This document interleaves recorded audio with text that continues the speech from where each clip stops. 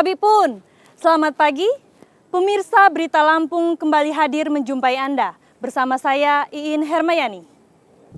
Sejumlah berita aktual dan beberapa informasi menarik lainnya telah kami siapkan untuk Anda.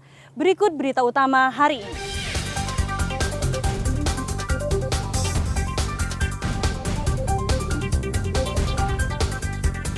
Seorang petambak diserang buaya.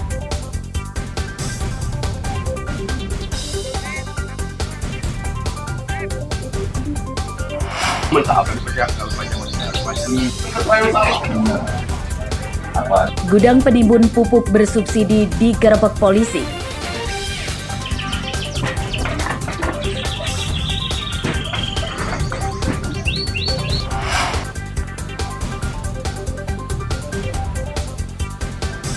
Hasil tangkapan menurun, nelayan berburu gurita.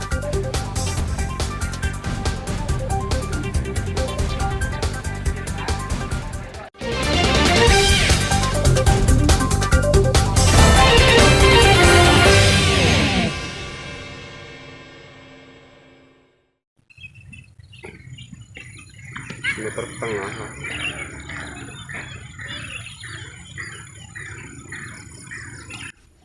Kemunculan buaya di sekitar tambak di Desa Bandar Agung, Kecamatan Seragi, Lampung Selatan meresahkan warga.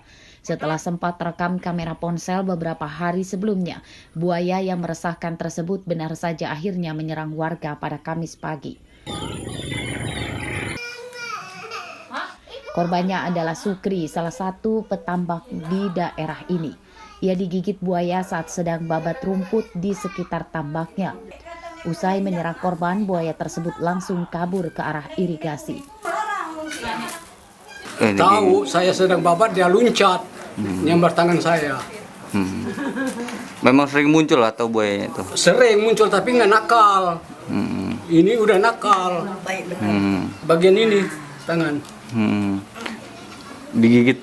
Itulah kenapa kok bisa lepas itu, Pak? Buayanya memang digigit. Dia nggak bisa mutar karena airnya cetek. Kalau airnya dalam, jelas dia mutar. Keberadaan buaya di sekitar tambak ini sudah sejak lama. Warga tak berani mengusirnya karena khawatir diserang. Menurut warga, buaya tersebut awalnya tidak mengganggu. Namun sejak pernah ditembak oleh pemancing, buaya di daerah ini jadi ganas. Ya enggak sih, nggak pernah ganggu. Semenjak belum pernah ditembak itu nggak pernah ganggu buaya itu. Semenjak orang mancing itu nembak, ya ganggu. Tapi memang sering muncul di daratan? Iya, sering muncul ya, sering itu empang. Warga keganggu nggak sih kalau ada kemunculan buaya ini? Enggak sih, enggak ganggu. Tapi setelah ada kejadian ngegigit warga ini, takut nggak kita? Ya, takut. Warga mendesak petugas Damkar dan BKSDA segera turun ke lokasi, menangkap atau mengusir buaya tersebut sebelum memakan korban. Ari Susanto melaporkan dari Lampung Selatan.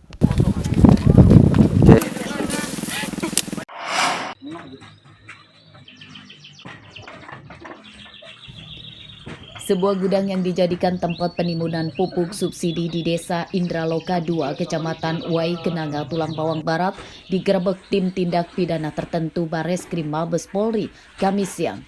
Polisi menyita barang bukti 149 ton dalam 2.978 karung pupuk dengan rincian 2.003 karung pupuk Ponska dan 975 karung pupuk urea.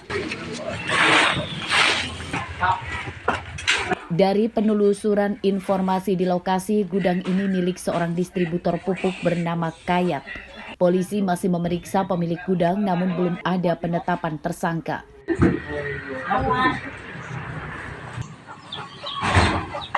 Sementara itu, pamong desa mengatakan tidak menyangka karena Kayat diketahui hanya sebagai distributor dan pengecer pupuk biasa dan keberadaan usahanya di tempat ini sejak sudah lama.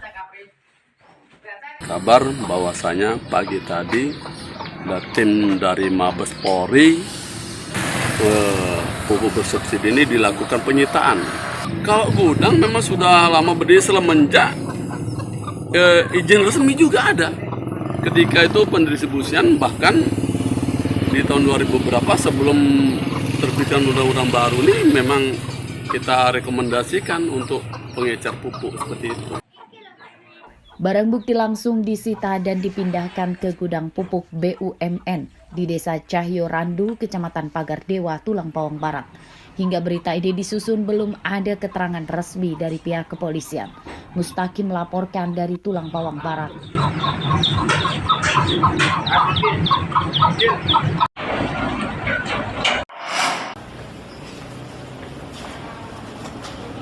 Seorang perempuan asisten rumah tangga yang baru 3 hari bekerja ditangkap polisi karena mencuri ponsel majikannya di Kelurahan Pringsewu Timur, Pringsewu. Tersangka Helma ditangkap di rumahnya di Pugung, Tanggamus tanpa melawan. Dalam rekaman CCTV di rumah korban, pencurian dilakukan saat tersangka membersihkan kamar majikannya dan tak lama kemudian ia langsung kabur. Menurut tersangka, ponsel korban seharga lebih dari 3 juta rupiah tersebut dijualnya ke penadah di Bandar Lampung hanya Rp50.000. Ia berdalih tidak memiliki ongkos pulang ke rumahnya karena tidak betah bekerja di rumah majikannya.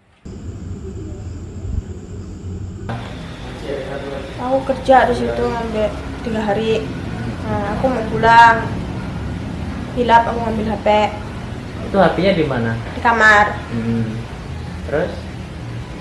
Pulang ambil HP itu kamar itu aku mau pulang nggak ada ongkos. Ambil HP.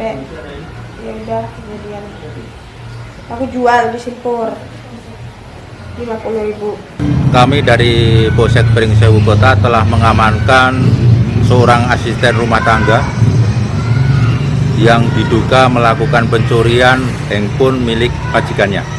Untuk motifnya sendiri itu apa, Pak?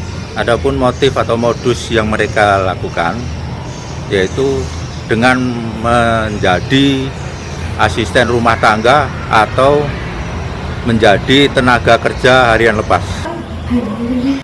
Penyidikan kasus ini masih akan dikembangkan polisi untuk memburu penadah ponsel curian tersebut. Atas perbuatannya, tersangka Helma terancam hukuman 5 tahun penjara. Asep Saifullah melaporkan dari Pringsewu.